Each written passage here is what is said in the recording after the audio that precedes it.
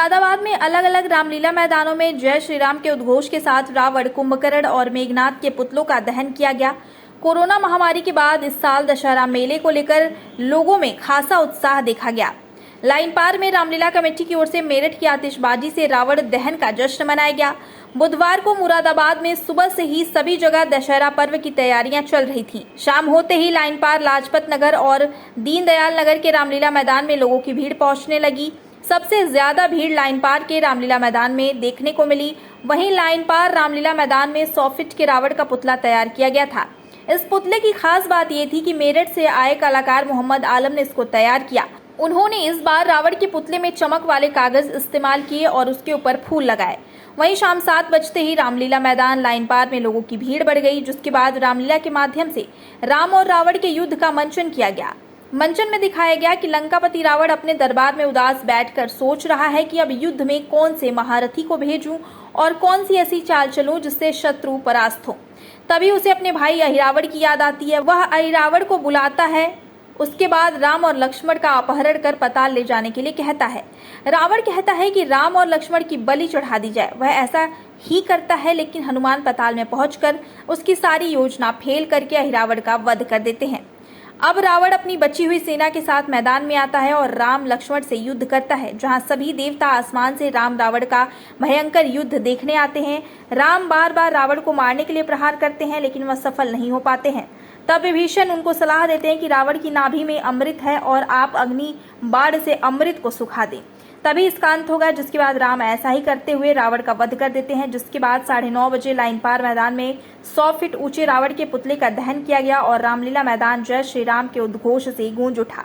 वहीं रावण का पुतला गिरते ही लोग उसकी अस्थियां उठाने के लिए दौड़ पड़े। इस दौरान पुलिस फोर्स ने किसी तरह भीड़ को काबू किया। साथ ही सभी ने बुराई पर अच्छाई की जीत का जश्न मनाया। विजयादशमी के इस पर्व पर मैं सभी जनपद वासियों को, महानगर वासियों को कोटि कोटि बधाई देता हूँ। पूरे जनपद में आज दशहरा का पर्व बहुत ही हंसी खुशी के माहौल में बहुत ही अच्छे ढंग से पूरे नगरवासी और जनपदवासी मना रहे हैं। जैसा हम सभी जानते हैं कि दशहरा का पर्व असत्य पर सत्य की विजय और वास्तव में भगवान राम ने इस समय इस पर्व के माध्यम से असत्य को समाप्त किया था और सत्य को विजय दिलाई थी। तो ये पर्व सभी लोगों के लिए उन्नति का प्रतीक है, सभी लोगों को आगे बढ़ने का प्रतीक है, सत्य का साथ देने का प्रतीक है। आज की जहाँ तक व्यवस्थाओं का प्रश्न है, पूरे जनपद को सेक्टर स्कीम लगा करके, मजिस्ट्रेट और पुलिस अधिकारी लगा करके और जो अन्य विभागों के लोग हैं उनके सहयोग से पूरी व्यवस्थाएं की गई थी। और हम लोगों की जानकारी के हिसाब से पूरे जनपद में जहाँ जहाँ आज रावण वध होना था सभी जगह रावण वध हो चुका है।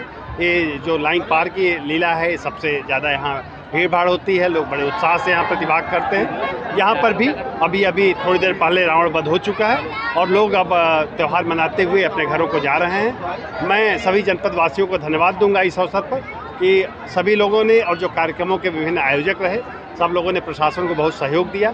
इसके लिए सभी जनपद वासियों का और कार्यक्रम के आयोजकों का कोटि कोटि और हृदय से आभार।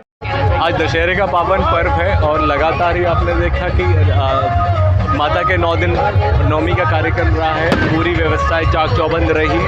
आज भी शहर भर में, देहात भर में, पूरे जनपद भर में बहुत ही अच्छे हर्षोल्लास से विजयदशमी का पर्व मनाया गया। प्रशासन, पुलिस की व्यवस्थाएं सुदृढ़ रही हैं और यहाँ भी हम लाइन पार की रामलीला अभी चल रही है, जिसमें रावण दहन होना है। इसकी भी व्यवस्थाएं कमेटी ने अच्छी करी है और हम सब लोग चाक चौबंद व्यवस्था के साथ हैं और सभी जनपद वासियों को, देशवासियों को और सभी समाज को इससे ढेर सारी शुभकामनाएं करती हैं। आपके द्वारा अपील की गई थी वो ट्रैक्टर ट्रॉली चलना, इस बार वो अपील देखी गई है, लोग नहीं आए इस मामले में।